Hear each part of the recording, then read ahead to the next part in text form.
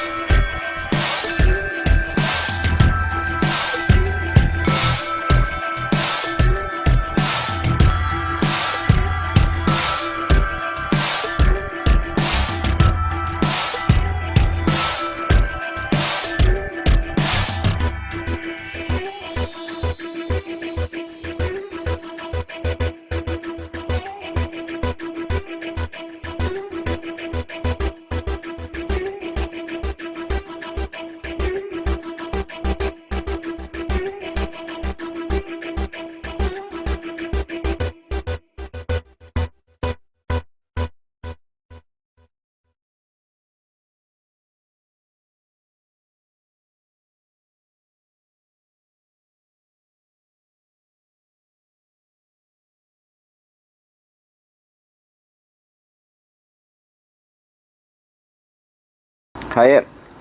Here's 10 newspapers where these Jews are pushing this 6 million figure between the years of 1915 and 1938. The first newspaper is The Sun of New York. New York, June the 6th, 1915. That is The Sun. It's the first page of the 5th section that I want. There we go. The Sun, it's a bit ripped along there, it's all come off a bit. The 5th section is the front page. And the article is called Horrors Worse than Kishinev, Charged Against Russia Today. And there's the big article, takes up most of the page.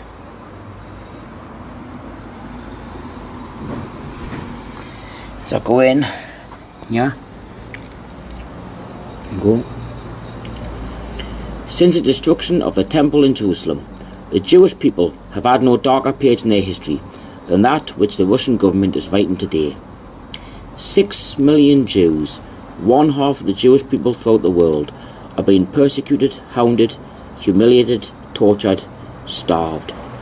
Thousands of them have been slaughtered. Hundreds of thousands of Jews, old men, women and children, are being driven mercilessly from town to town. There it is, people. 6 million Jews. This is 18 years before Hitler ever set foot in the government. 18 years. This is the next newspaper. This is New York Times again. It's from 1918. There it is, the New York Times. October the 18th, 1918.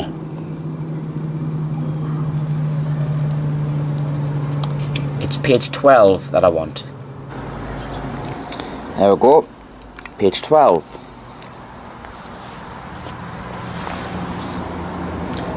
Page 12. The New York Times, October the 18th, 1918. And the article is called $1 billion fund to rebuild Jewry. There it is. 6 million souls will need help to resume normal life when war is ended. 6 million souls. As I go down the article here,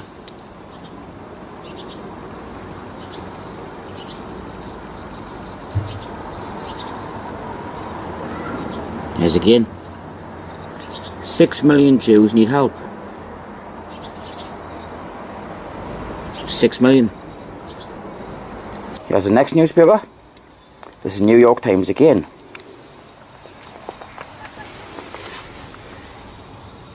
The New York Times, September the 8th, 1919.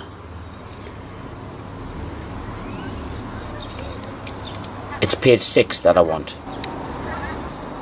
There we go. Page 6. Page 6. The New York Times, September the 8th, 1919. And the article is called Ukrainian Jews Aim to Stop Pogroms. Mass meeting hears that 127,000 Jews have been killed and 6 million are in peril. 6 million. As I go down the article,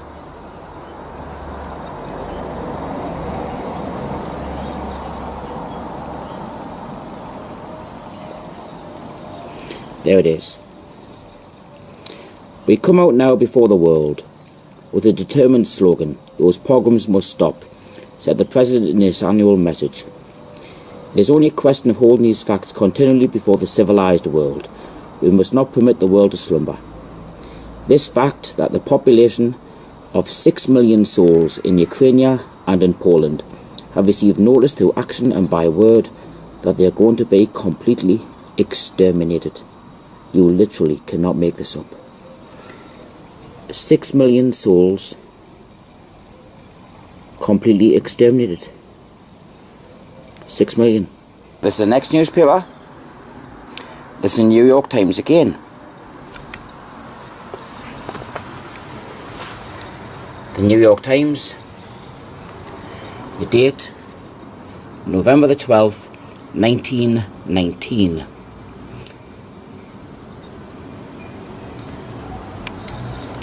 It's page 7 that I want on here.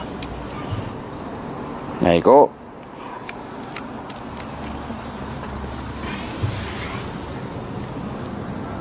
Page 7 in the New York Times, November the 12th, 1919.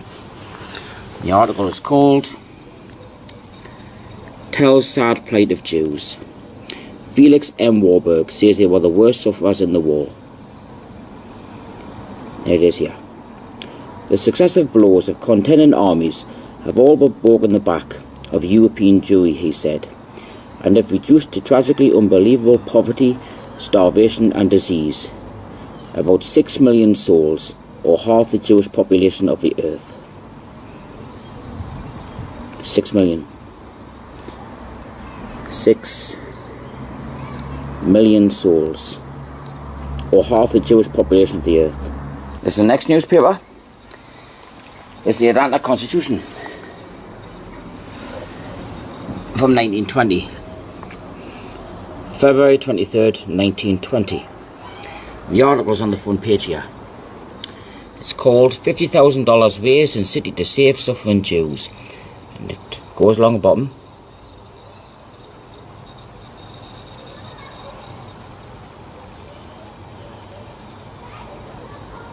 Continued on page 3, column 4. So I'll go to page 3. There we go.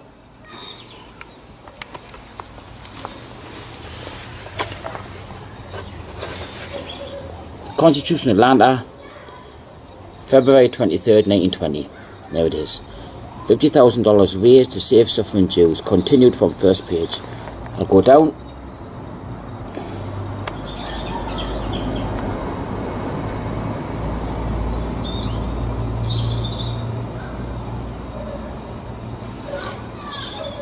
He called upon the Atlanta Jews to arise to the occasion and to contribute to the emergency fund in order that the lives of 6 millions of Jewish people may be saved.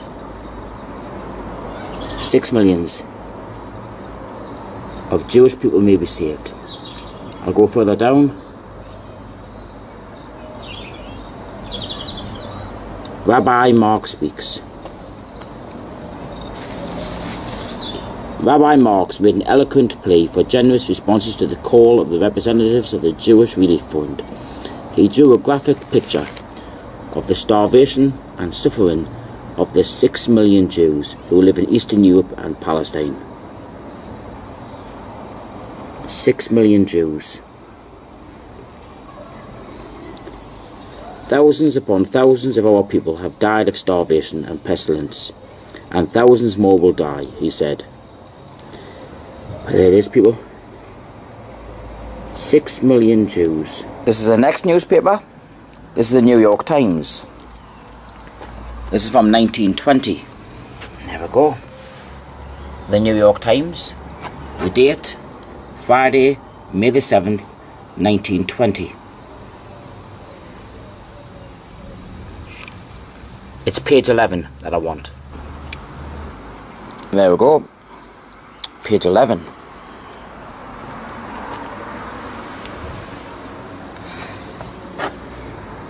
Page 11. The article is called The Jewish War Aid Gets $100,000 Gift. There it is. The Fund for Jewish War Sufferers in Central and Eastern Europe, where 6 millions face horrifying conditions of famine, disease and death, was enriched yesterday by a contribution of $100,000 from Nathan Strauss. Where 6 millions face horrifying conditions of famine, disease and death. 6 millions. Here's the New York Times again. This is 1921. There you go. New York Times, Wednesday, July the 20th, 1921.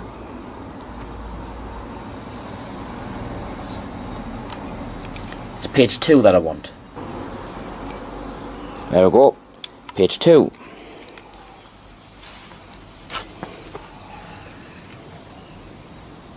Page 2. New York Times, July 20th, 1921. And the article is called Begs America, Save 6 Million in Russia. Massacre threatens all Jews as Soviet power wanes, declares Kreinin, coming here for aid. Look at that. Russia's 6 million Jews are facing extermination by massacre. As the famine is spreading, the counter-revolutionary movement is gaining, and the Soviets' control is waning. Now this is one of the biggest articles of the lot. This is 1921, 12 years before Adolf Hitler ever set foot in the government. Look at that. Russia's 6 million Jews are facing extermination by massacre. This is the Gazette of Montreal. This is 1931. The Gazette, Montreal, Tuesday, December the 29th, 1931. This is over a year before Hitler come to power. The Gazette, it's page 6 that I want. There we go. Page 6. Page 6. The Gazette, Montreal, December the 29th, 1931. And the article pretty much speaks up for itself. 6 million Jews face starvation. 6 million. Bad conditions in southeastern Europe reported by Rabbi Wise. Fears crisis at hand. 6 million Jews in Eastern Europe face starvation, and even worse during the coming winter. 6 million Jews. This is the next newspaper. This is New York Times again. There we go. New York Times. But this is dated 1936. Sunday, May the 31st, 1936. This does not say the 6 million Jews, but it does say Holocaust. New York Times. It's page 14 that I want. There we go.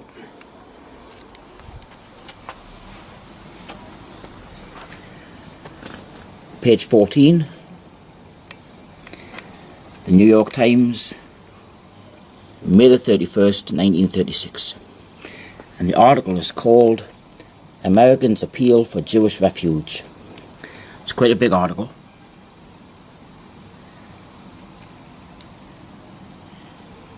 But it's along here. Yeah. The petition, in expressing the opinion of enlightened Christian leadership in the United States favouring a larger Jewish immigration into Palestine, stressed the intolerable sufferings of the millions of Jews in the European Holocaust. The European Holocaust in 1936, before the Second World War even started. You go up here. There it is again. Great Britain has it within her power to throw open the gates of Palestine and let in the victimised and persecuted Jews escaping from the European Holocaust.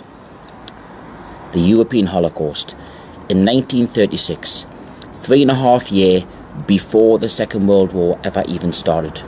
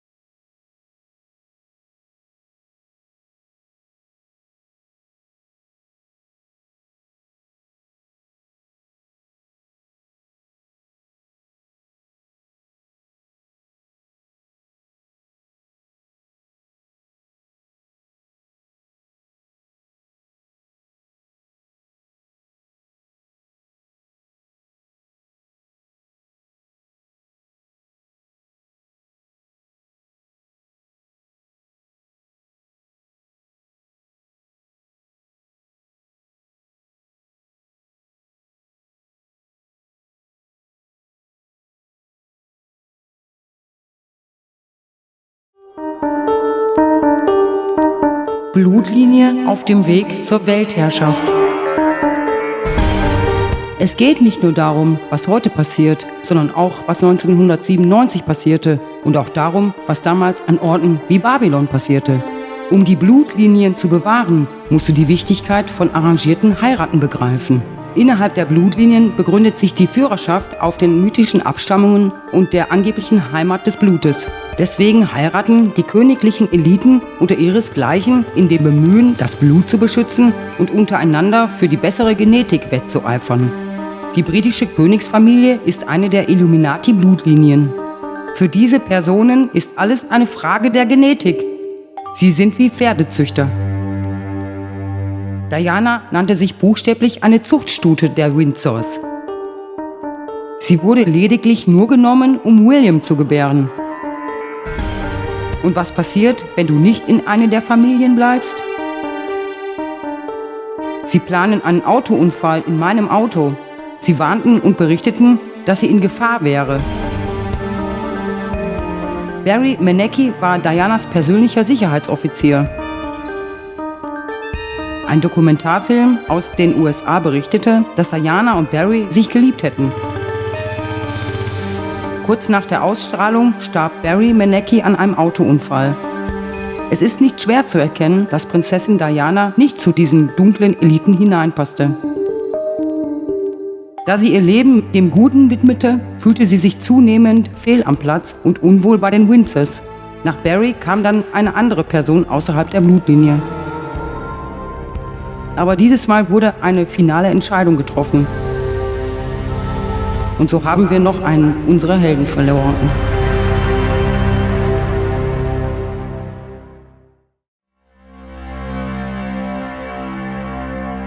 Diese geistigen Wesen beherrschen seit langem den Planeten mit Hilfe von besonderen Blutlinien, die ihnen einst Treue schworen im Austausch für Reichtum und Macht über die menschliche Rasse und bereiten die gesamte Welt für die ultimative spirituelle Täuschung vor, die diese bösen Wesen geplant haben. Die Blutlinien lassen sich von Ahnenforschern bis weit ins altertümliche Sumer und Babylon zurückverfolgen und diese menschlichen Vertrauten oder Günstlinge der dämonischen Engel verehren Satan und seine Lakaien in vielerlei Gestalt seit den Tagen von Sumer bis in unsere heutige Zeit. Also wurden neue Wesen im Garten gepflanzt. In erster Linie waren sie erschaffen worden, um als Nahrungsquelle für die Gruppe von Göttern zu dienen, die vom Bösen besessen waren. Zudem sollten sie als körperliche Gefäße Verwendung finden, die die Götter in Besitz nehmen konnten. Viele Präsidenten der Vereinigten Staaten sind miteinander blutsverwandt. Die Familie Bush hat Blutsbande mit einer großen Zahl früherer Präsidenten. Mit George Washington, Millard Fillmore, Franklin Pierce, Abraham Lincoln, Ulysses Grant, Rutherford Hayes, James Garfield, Grover Cleveland, Teddy Roosevelt, William Taft, Calvin Coolidge, Herbert Hoover, Franklin Roosevelt, Richard Nixon und Gerald Ford.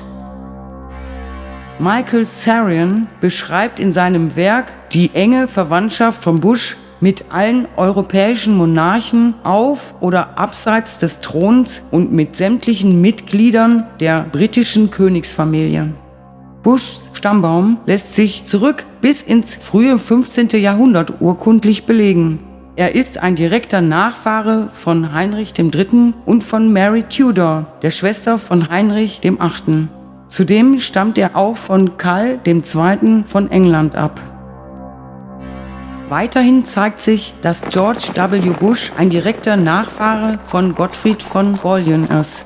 Gottfried war der erste Referent von Jerusalem, nachdem er es von den Sarazenen erobert hatte. Als Sarazenen bezeichnete man im Mittelalter die Anhänger des islamischen Glaubens. Interessant ist es hier auch, dass die gegenwärtige Besatzung des Mittleren Osten durch die USA von derselben Familie wiederhergestellt wurde. 1991 von George Bush Senior und 2003 von George Bush Junior. Letzterer ist zudem auch ein Cousin von Al Gore und John Kerry, den gegnerischen Kandidaten in seinen beiden Legislaturperioden. Der demokratische Präsident Barack Obama hat ebenfalls Blutbande mit George W. Bush, genauso wie mit Gerald Ford, Lyndon Johnson, Harry Truman, James Madison und dem britischen Premierminister George Winston Churchill. John McCain, Obamas Gegner bei der Präsidentschaftswahl 2008, stammt wiederum von Robert de Bruce, König William I. von Schottland und ebenfalls von Gottfried von Bouillon ab. Obama ist mit George Bush und Brad Pitt verwandt. McCain ist mit Lara Bush und Angelina Jolie verwandt. Brad Pitt und Angela Jolie haben Kinder zusammen. Inzest? Ja. Es geht hier um die Blutlinie. Glauben Sie, dass politische Veranstaltungen nicht inszeniert sind? Dann glauben Sie eine Lüge. Barack Obama und Dick Cheney sind blutsverwandt. George Bush und Dick Cheney sind ebenfalls blutsverwandt. Barack Obama und George Bush sind blutsverwandt. Sie sind allesamt blutsverwandt. Alle politischen Veranstaltungen sind inszeniert. Ihre Stimme ist irrelevant.